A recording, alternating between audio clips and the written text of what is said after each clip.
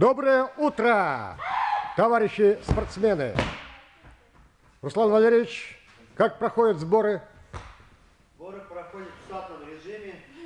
Сейчас будет отработка приемов. По зумудош?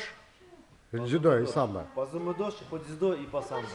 Так, вчера я за вами наблюдал. Мне очень понравилось выступление по имени молодой человек. Как позвать? Миша. Михаил. Очень смело, молодец.